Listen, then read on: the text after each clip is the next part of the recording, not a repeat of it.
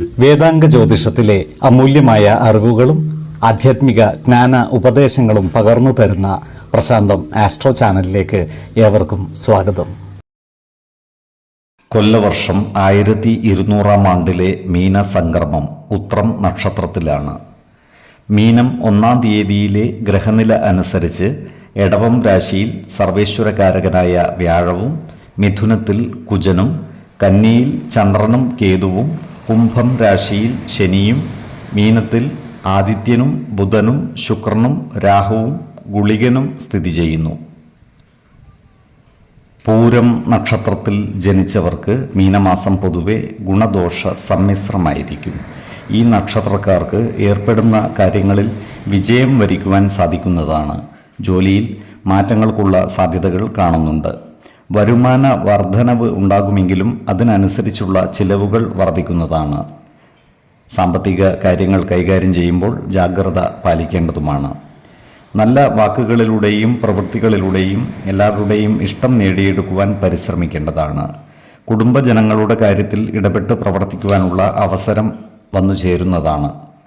ജീവിത പങ്കാളികളുമായി ചെറിയ ചില അസ്വാരസ്യങ്ങൾ വന്നു ചേരുവാനുള്ള സാധ്യതകൾ കാണുന്നുണ്ട്. അതിനാൽ അവരുമായി അനാവശ്യ വാക്കുതർക്കങ്ങളിൽ ഏർപ്പെടാതിരിക്കുവാൻ പ്രത്യേകം ശ്രദ്ധിക്കേണ്ടതാണ്. എല്ലാ കാര്യങ്ങളിലും അവരെ ചേർത്ത് പിടിച്ചു മുന്നോട്ട് നീങ്ങുവാൻ പരിശ്രമിക്കേണ്ടതുമാണ്. ഇവർക്ക് സ്ത്രീജനങ്ങളുടെ സഹായ സഹകരണങ്ങൾ ലഭിക്കുന്നതാണ്. സുഹൃത്തുക്കൾക്ക് വേണ്ടി ഇവർ ധാരാളം പണം ചെലവഴിക്കേണ്ടതായി വരുവാൻ ഇടയുണ്ട്. അതുപോലെ ഉന്നത വ്യക്തികളുമായി അഭിപ്രായ ഭിന്നതകൾ വന്നു ചേരുവാനുള്ള സാധ്യതകളും കാണുന്നുണ്ട്. ഭൂമി ക്രയവിക്രയം നടത്തുന്നതിനുള്ള അവസരം ഇവർക്ക് ഒത്തുവരുന്നതാണ്. എന്നാൽ ഇത്തരം ഭൂമിയുടെ നിയമസാധുതകൾ കൃത്യമായി മനസ്സിലാക്കേണ്ടതുമാണ്.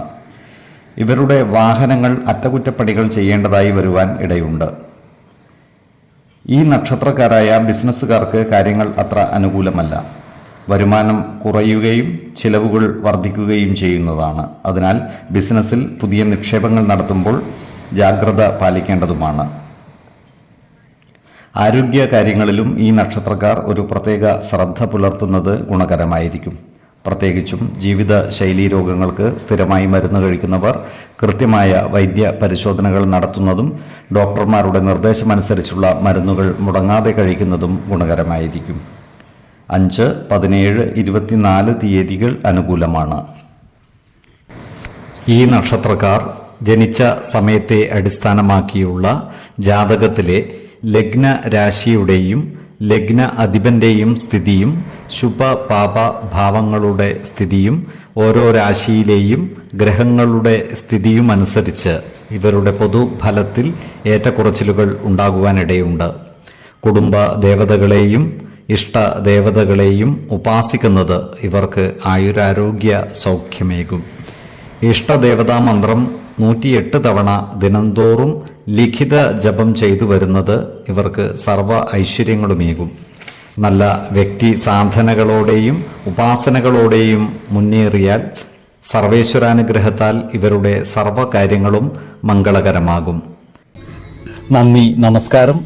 ജ്യോതിഷരത്നം പ്രശാന്ത് കണ്ണൂർ.